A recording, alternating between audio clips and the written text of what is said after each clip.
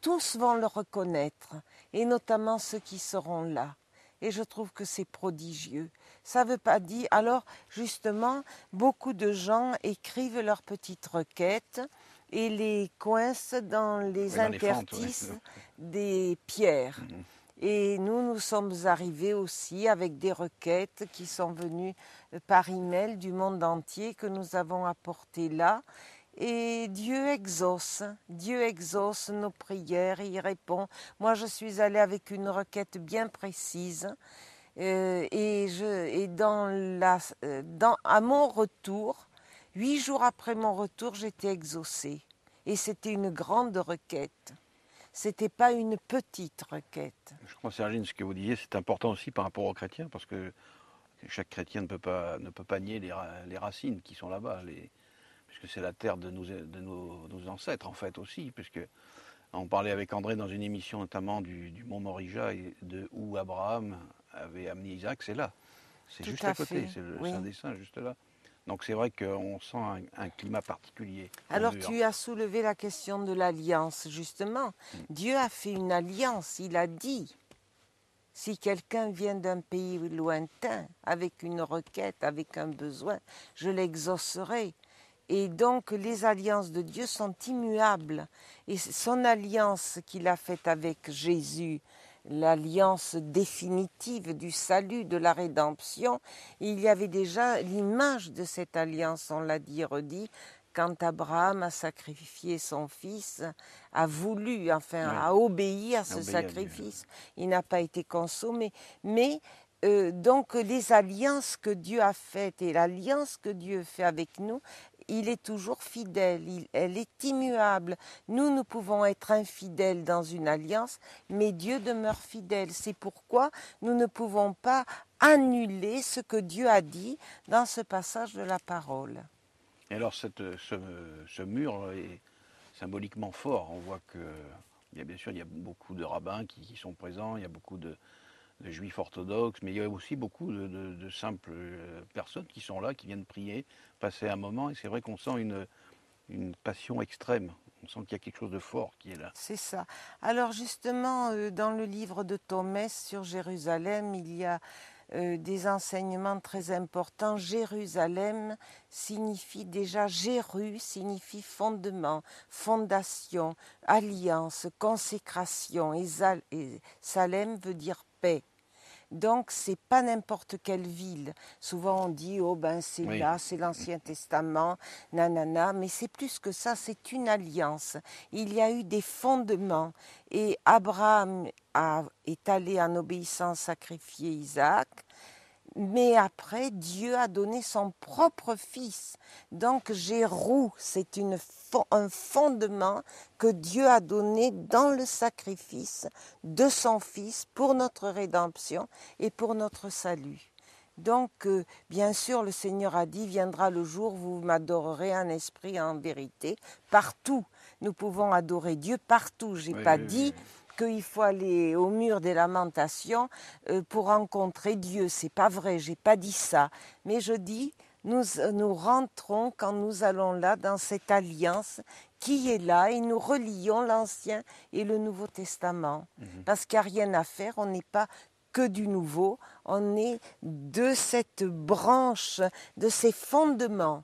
Notre fondement, c'est l'Ancien Testament. Et quand Jésus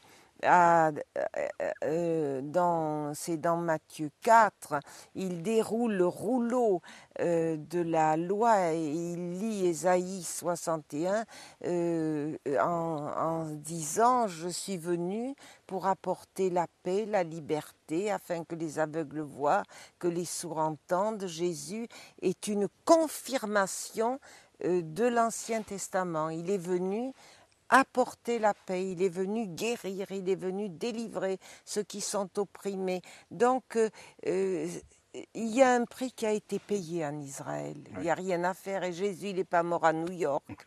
Il est mort à Jérusalem, dans ses fondements.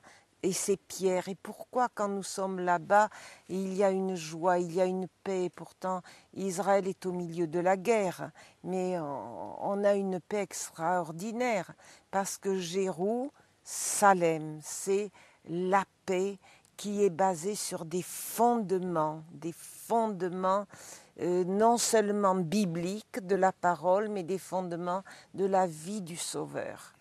Et le peuple juif, il va reconnaître son Messie, car Jésus, c'est son Messie. Yeshua Mashiach, c'est son Messie. Et bien sûr, quand on a le privilège de prier en Israël, c'est un plus. Et tu le sais, on a fait des jeûnes en Israël pour des points très spécifiques et stratégiques pour aider Israël dans ses conflits. Et nous avons vu Dieu nous exaucer. Alors, je pense aussi au jeûne d'Esther, auquel je suis très associée depuis bien des années. Nous avons fait ce jeûne d'Esther qui sont 3 jours sans manger ni boire à Jérusalem pour aider Israël dans des temps de crise, et nous avons vu des exaucements, si je peux dire, sous les 3 ou 4 mois. Donc la prière est efficace, et je voudrais dire à mes amis téléspectateurs, chers amis, la prière est efficace, et quand elle est faite, bien sûr, au nom de Jésus, la prière. Yeshua Mashiach, le Messie, Jésus de Nazareth. Et Jésus a dit, tout ce que vous demanderez en mon nom, je le ferai. Dans le passage de Jean 17, tout ce que vous demanderez en mon nom, je le ferai.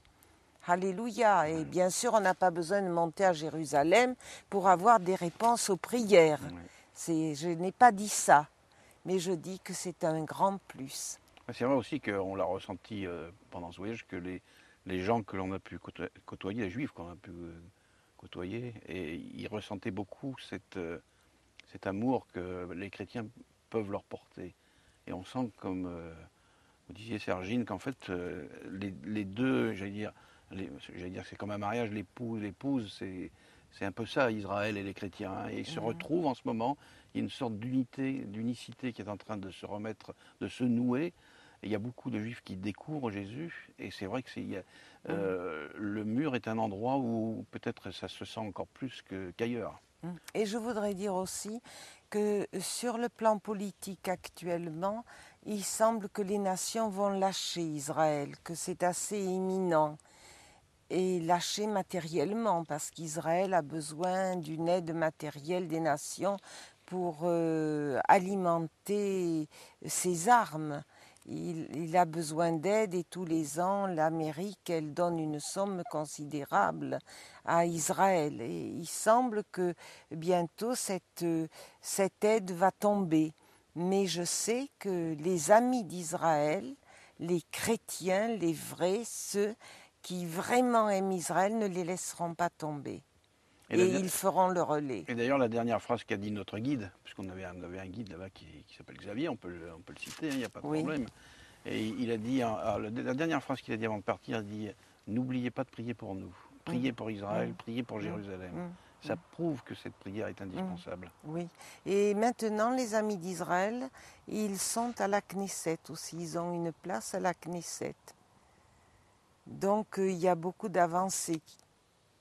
Alors cette prière, Sergine, qu'on peut ressentir, parce qu'on voit beaucoup de gens qui prient au mur, mais j'allais dire, dans tout Israël, on a l'impression que les gens sont très tournés vers la prière. On a été un jour dans une petite rue très commerçante, et il y avait beaucoup de gens qui étaient réunis dans une toute petite, un petit truc où ils priaient. Dans les souks. Voilà, et ils avaient leur petite synagogue. Et la prière est très présente dans ce pays, on sent que les gens sont très fervents. Exactement.